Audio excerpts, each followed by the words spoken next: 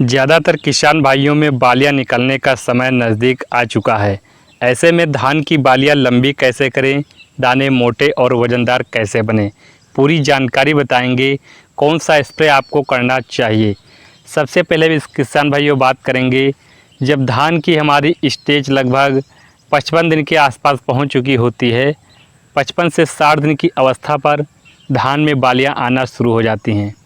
ऐसी किसान भाइयों स्टेज पर आपको कौन सा स्प्रे करना है जिससे धान की जो बालियां हैं लंबी, मोटी और दाना वजनदार बने। इसके लिए आपको क्या करना चाहिए। सबसे पहले किसान भाइयों बात करेंगे, धान में आप देखते होंगे जब बालियां निकलने का समय नज़दीक आ जाता है तब हल्का धान हमारा पीला हो जाता है। सभी किसान भाइयों का नहीं होता है, लेकिन कुछ खेत ऐसे होते हैं जिनमें धान हल्का पीला पत्तियां ऊपर की हो जाती हैं, जिससे वहां पर अच्छी प्रकार से पत्तियों का विकास नहीं हो पाता है, पौधा हमारा अच्छी प्रकार से ग्रोथ नहीं कर रहा होता है। ऐसी कंडीशन में किसान भाइयों क्या चाहिए, सबसे ज़्यादा पोटास की आवश्यकता होती है। जब बालियां निकलने का समय होता है सबसे ज़्यादा पोटास की आवश्यकता होती है। पोटास के कारण ही बालियों में अच्छी प्रकार से दाने का भराव होता है।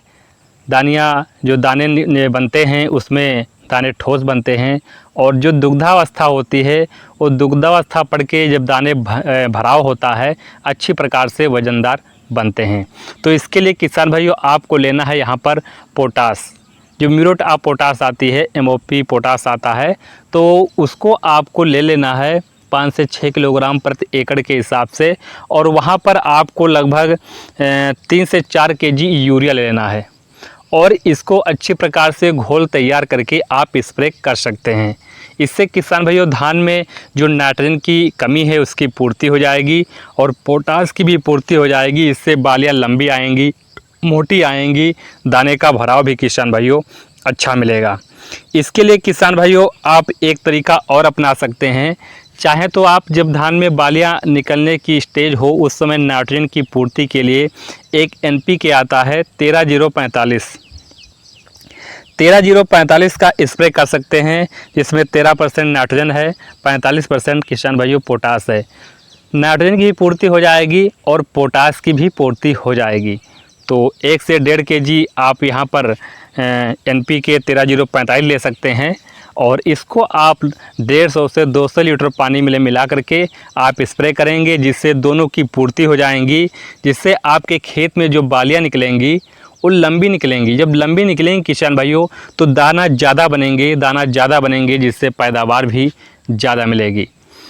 तो ये हमारा प्लाट है किसान भाइयों, देख रहे होंगे। इसमें मैंने कल या परसों दवा स्प्रे कराई है, कीटनाशक दवा स्प्रे कराई है, जिससे तना छेदक और पत्ता लपेटक ये लगने लग पाए।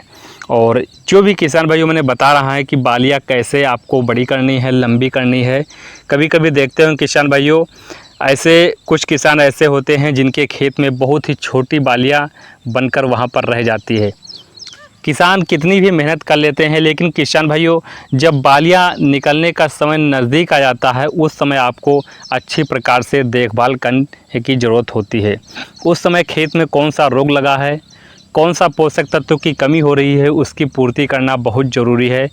क्योंकि पहले ज़माने में क्या होता था कि वहाँ पर केवल यूरिया यानी नाइट्रोजन से हमारी धान की पैदावार हो जाती थी, लेकिन अच्छी पैदावार नहीं हो पाती थी।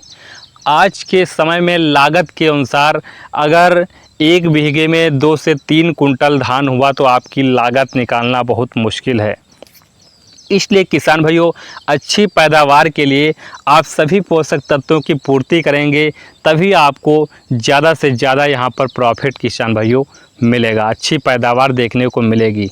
खर्चा मात्र 300 से 400 रुपये का लगेगा, लेकिन वहाँ पर आपको हानि बहुत ज़्यादा देखने को मिल जाती है। इसलिए किसान भाइयों आपको थोड़ी सी लापरवाही नहीं करनी है। थोड़ा सा भी यहाँ पर आपको आज नहीं कल डालेंगे, कल नहीं परसों डाल देंगे, ऐसे किसान भाइयों नहीं करना है। जिस समय आपको ये कमी दिखाई दे उस समय आपको पूर्ति ज़रूर कर लेना है, तभी 100% किसान भाइयों आपको पैदावार मिल पाएगी। तो ये छोटी सी जानकारी है, अगर पसंद आई हो प्लीज़ वीडियो को लाइक कर देना, और चैनल पर नए हैं रिक्वेस्ट है चैनल को सब्सक्राइब कीजिए और वीडियो को लाइक भी कीजिए और अन्य किसानों को भी शेयर कर सकते हैं। किसी प्रकार की अगर जानकारी सुझाव हो नीचे कमेंट कीजिए, आंसर देने की पूरी कोशिश करते हैं। तो मिलते हैं अगली वीडियो में। नमस्कार।